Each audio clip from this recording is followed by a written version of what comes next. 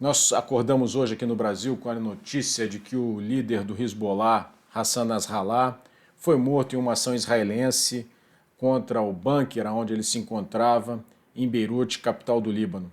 A ação militar foi impressionante. Os israelenses utilizaram munição anti-bunker, portanto, bombas que penetram a primeira camada de concreto das edificações para só depois explodirem, e com isso os efeitos sobre o prédio foram avassaladores e foram os dois edifícios transformados em pó. Dificilmente alguém que estivesse dentro daquelas instalações poderia ter sobrevivido, e a confirmação da morte de Nasrallah veio nessa manhã aqui no Brasil.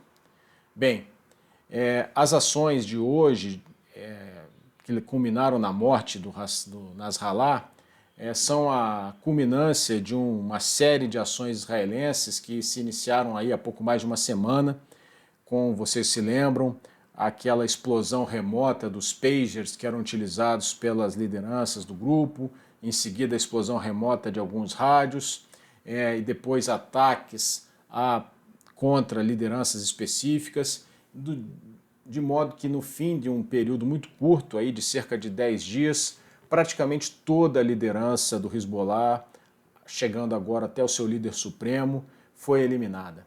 Isso certamente provocou e provoca, até o momento, uma grande confusão nas linhas do Hezbollah, porque a capacidade de comando e controle do grupo simplesmente se desfez muito rapidamente. Esse seria, segundo a doutrina militar, o momento ideal para uma invasão terrestre, porque justamente o grupo inimigo, o grupo adversário dos israelenses está sofrendo um período de muita confusão. Por que essa invasão pode não acontecer? Basicamente por duas razões, né?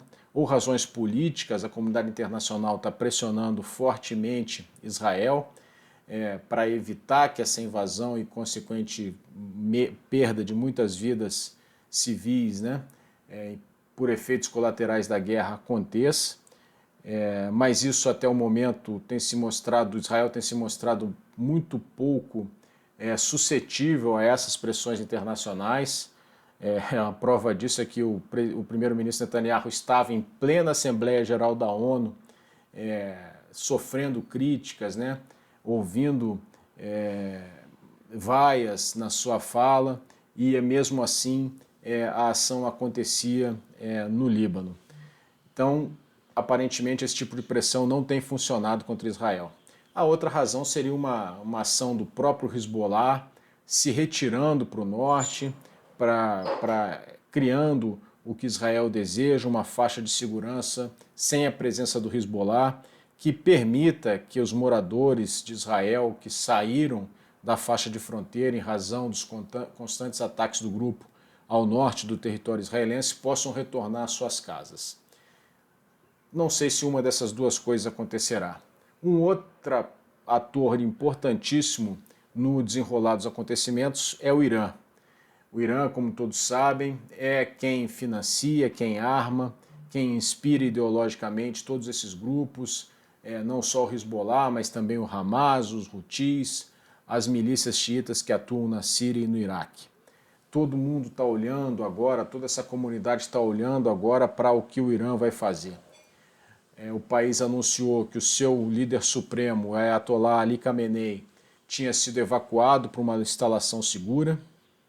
Isso mostra, né, um temor de que ele possa ser um alvo de um ataque israelense, ou pode ser um movimento preparatório colocando a liderança a salvo em razão de um ataque que pode vir a acontecer nos próximos momentos. Ninguém sabe o que vai acontecer.